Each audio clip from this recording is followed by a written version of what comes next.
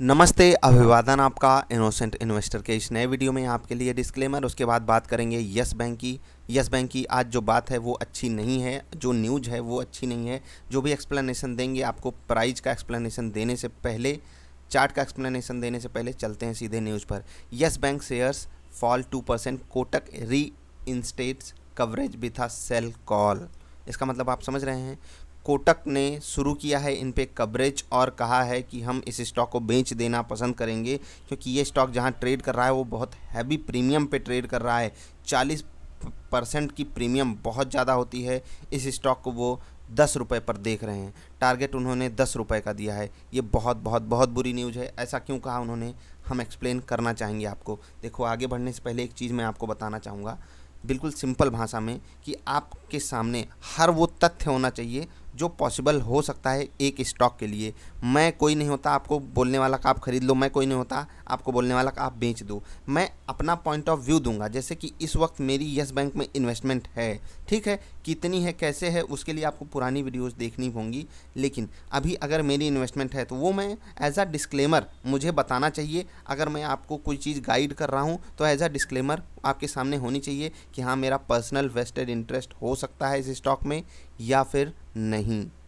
Vested interest simple सी बात ये है यार, कि अगर मैंने कोई स्टॉक ले रखा है, हो सकता है मैं उसकी झूठी तारीफ़ करूं, लेकिन नहीं, ऐसा नहीं करना चाहिए कोई भी अगर आपको गाइडलाइंस प्रोवाइड कर रहा है तो। अब एक्सप्लेन करते हैं आपको पूरा आर्टिकल, एक एक चीज़ आपको बताएंगे, आपको बस बने रहना हमारे साथ, ठीक है। हाँ, एक और चीज़, पैनिक नहीं करना है, बिल्कुल शांति से समझिएगा चीज़ों को। वो जो कह रहे हैं अगर वो बातें आपको फिट लगती हैं तो ही आप सेल कॉल जनरेट करना, वरना आप चुपचाप बैठे रहिए, ठीक। Shares of yes bank fail over 2% गिर गए बीएससी पर। ये एनएससी बीएससी छोड़ दीजिए। Brokerage firm Kotak institutional equities has a sell call on the stock with a target price of 10। समझ रहे हैं, 10 रुपये वो टारगेट दे रहे हैं, यानी कि यहाँ से 35-40% नीचे का टारगेट, और 10 रुपये ये इनको फेयर वैल्यू लगती है। इन्होंने बोला हम री इंस्टेट का covering on yes bank, coverage on yes bank with a sell rating and fair value of ₹10। 10 रुपये फेयर वैल्यू दी हैं और वही उनका टारगेट प्राइस भी है। ऐसा क्यों कहा इन्होंने, एक्सप्लेन करते हैं। द बैंक हैज़ स्टेबलाइज्ड, मतलब ये कह रहे हैं कि चलो इन्होंने काफ़ी चीज़ें ठीक ठाक कर दी, लेकिन however this recovery is unlikely to be easy, आसान नहीं होंगी। जो आगे बातें हैं, जो आगे चीज़ें हैं वो आसान नहीं होंगी। As the bank has the challenging task of rebuilding confidence and deliver return on equity through an asset mix where competence is untested, Kotak said. अब इसका मतलब क्या है कि ये अभी इनको पहली चीज़ आपको समझना है, ये है प्राइवेट बैंक, ठीक है। आंख बंद करके कोई भरोसा करेगा नहीं, और प्राइवेट बैंक में भी कंपटीशन है। खुद देख लीजिए, चाहे आईसीआईसीआई हो, एचडीएफसी हो, कोटक महिंद्रा बैंक हो, एक्सिस बैंक हो, कोई इनको पीछे छोड़, मतलब कोई क्या इनसे किसी चीज़ में कम है, सब अपनी सर्विसेज दे रहे हैं। इसीलिए ये यहाँ पर कह रहे हैं कि जहाँ पर कॉम्पिटेंस जो है वो अनटेस्टेड है, और ये जो है इनको कॉन्फिडेंस बनाने में दिक्कत होगी, इसलिए हम ये सेल कॉल जनरेट कर रहे हैं। As per the brokerage execution risk leading to a delayed recovery in returns ratio is high while valuation have limited room for disappointment. इस लाइन की बात मैं आपको समझाना चाहूँगा। ये सिंपल सी बात बिल्कुल, कि जो इनका वैल्यूएशन है वहाँ पर मतलब आप बहुत ज़्यादा रूम की, मतलब बहुत ज़्यादा जगह नहीं है आपके सामने रिस्क लेने की। सिंपल सी बात सिर्फ इतनी है कि आप रिस्क लेकर नहीं दे सकते हो लोन वगैरह, मतलब आप अपना बिजनेस जो है वो रिस्की टाइप का नहीं बना सकते हो। मतलब आप ज़्यादा परफॉर्मेंस के चक्कर में आप ज़्यादा रिस्क नहीं ले सकते हो, यानी कि आपको बहुत फूंक फूंक के कदम रखना है। सारी सिचुएशन को संभालते हुए ही आपको आगे बढ़ना है, नहीं तो आगे दिक्कत बहुत बढ़ जाएगी इस बैंक के लिए। इसीलिए अभी का जो प्राइस है आप देख पा रहे होंगे 14 रुपये 30 पैसे, यहाँ से लगभग 35 से 40% का डाउनफॉल किसको दिख रहा है, कोटक को। और ये जो डाउनफॉल है ये क्या प्रिडिक्टेड था? नहीं, ये प्रिडिक्टेड नहीं था। ये जो बताया जा रहा है हमको फेयर वैल्यू, ये टोटली इनकी अपनी रिसर्च है, इनका अपना कहना, इनका अपना मानना है। क्या मैं इससे सहमत हूँ? अभी के हिसाब से जो प्रेजेंट सिनारियो है, मैं इनसे सहमत नहीं हूँ। आप सहमत हो या नहीं, मैं अभी एक्सप्लेन करूँगा थोड़ी थोड़ी सी, और आपको कुछ बातें बता देते हैं। आपको सब कुछ पता चल रहा होगा, इकरा की रेटिंग अपग्रेड आई थी, सब ने इन्वेस्टमेंट किया हुआ है। और एलआईसी की जब इन्वेस्टमेंट आई थी, मैंने आपसे ये भी कहा था, एलआईसी ने ये देखकर पैसा नहीं लगाया है कि ये स्टॉक बढ़ रहा है मैं भी खरीद लेता हूँ मेरा प्रॉफिट हो जाएगा। एलआईसी ने थोड़ा लंबा टाइम सोचकर फंड लगाया है। जहां उसको लिक्विडिटी लगी, जहां उसको रेट सही लगा, उसने वहां पर ख़रीदारी की एलआईसी ने, ठीक। आपकी हमारी तरह एलआईसी को 15-20-25-30% का प्रॉफिट नहीं चाहिए। ये चीज़ें मैं एक्सप्लेन कर चुका हूँ, समझ रहे हैं ना।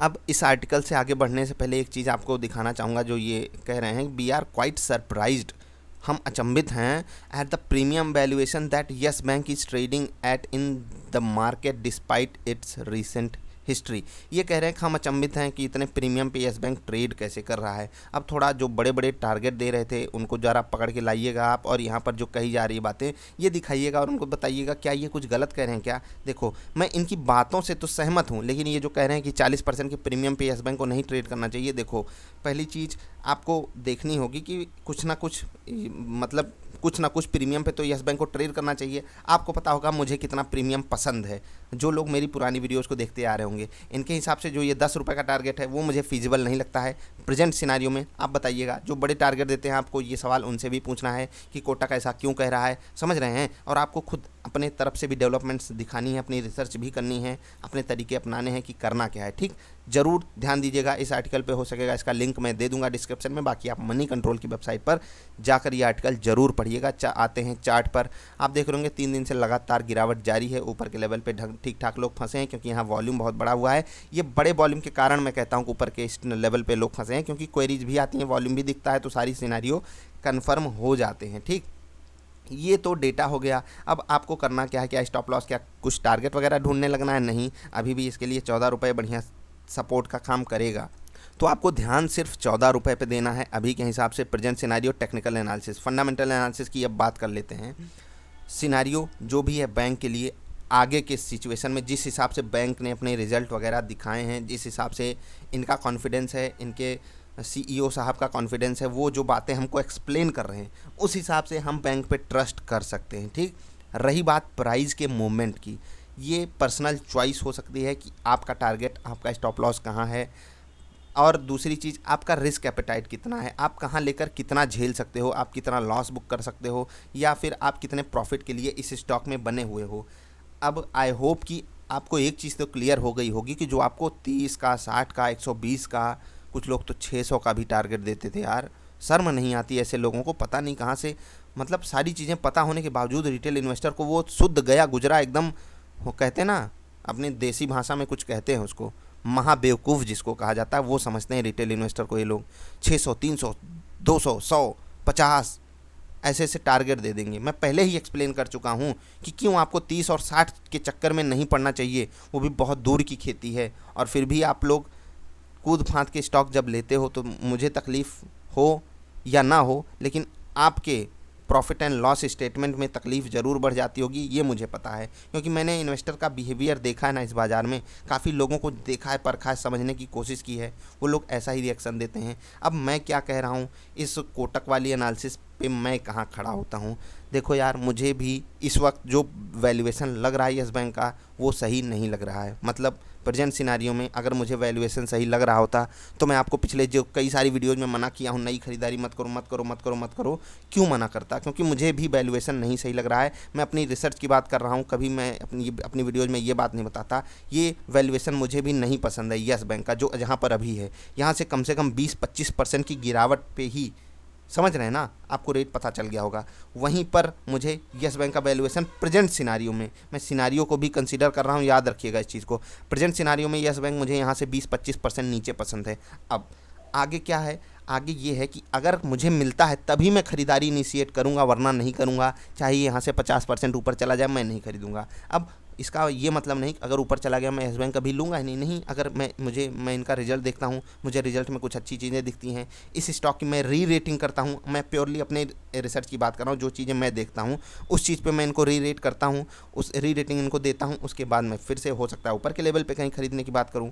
ये सब मार्केट में एक सिनारियो बनाते हैं कि हो सकता है कोई, मतलब यस बैंक मुझे 14 पे ना पसंद हो और 1 साल बाद मुझे 20 पे भी पसंद हो। याद रखिएगा, बहुत चीज़ों का खेल चलता है, आपको भी इसी हिसाब से सिचुएशन को समझना होगा, सिचुएशन को बनाना होगा। कोटक ने एक बात कही कि इनको अभी अपना नाम बनाने में तकलीफ़ होगी, लोगों का ट्रस्ट जीतने में तकलीफ़ होगी। पहली बात तो ये है कि ट्रस्ट जीतने के लिए प्राइवेट सेक्टर बैंक है तो इनको ज़्यादा मेहनत करनी पड़ेगी। ठीक है, अपनी इस सर्विसेज को ये महंगी ही रख पाएंगे, क्योंकि देखो सरकारी बैंक को डायरेक्ट गवर्नमेंट से सपोर्ट होता है, इसलिए वो कुछ चीज़ें बहुत ही सस्ते फिजिबल रेट में दे पाते हैं, प्राइवेट बैंक नहीं दे पाएगा। इनको टक्कर लेना है बड़े बैंकों से ही, तो उसी मतलब उन्हीं के साथ इनको रेस लगाना पड़ेगा। 2 सिनारियो वहाँ पर बनेंगे, एक अच्छा कि हम बहुत तगड़े लोगों से रेस लगा रहे हैं। दूसरी चीज़, तगड़े लोग ज़्यादा कस्टमर खींचने में मतलब माहिर हैं, तो आपको भी अपनी माहिरता दिखानी पड़ेगी। अब जो इनके चेयरमैन साहब हैं उनके पास कम काबिलियत नहीं है, ध्यान इस बात का आप रखिएगा। स्टॉक का प्राइस भले फ्लक्चुएट करे, यस बैंक का फ्यूचर मुझे यहाँ से ब्राइट दिखता है। स्टॉक का प्राइस अगर हमारे रेट पे आता है हम आपको लेने के लिए भी बोलेंगे। आपके सामने क्या है, आपके सामने कोई एक किसी ने 10 का टारगेट दिया है, आपका टारगेट कुछ होना चाहिए, कोई आपको 600, 500, 400 का भी टारगेट दे सकता है। सब कुछ आपको इस बाज़ार में देखने को मिलता है। आप कहाँ स्टैंड करते हो, आपकी वैल्यू क्या है, आप अपने स्टॉक को क्या वैल्यू देते हो, सबसे बड़ा मायने उसी का है। तो बस यार अभी के लिए इतना ही। आई होप आपको चीज़ें समझ में आई होंगी। अगर कुछ नहीं समझ में आया तो विजिट कीजिएगा हमारी वेबसाइट niftyindia.in, ठीक है। नीचे आइएगा, ड्रॉप योर क्वेरी में नाम, ईमेल आईडी, मैसेज छोड़िएगा, या फिर टेलीग्राम पे जुड़िए, सर्च कीजिए इनोसेंट इन्वेस्टर, वहाँ पर भेजिएगा मैसेज II फॉर यू। दोनों जगह हम आपकी मदद करने की पूरी कोशिश करेंगे। अगर किसी की और मदद हो सकती है तो आपकी क्वेरी पे एक वीडियो भी बन सकती है जिससे दूसरों की मदद हो पाए। तो बस यार अभी के लिए इतना ही, मिलेंगे फिर से किसी अच्छी वाली वीडियो में। तब तक के लिए हंसते खेलते रहे यार। वीडियो देखने के लिए आपका बहुत बहुत आभार, धन्यवाद।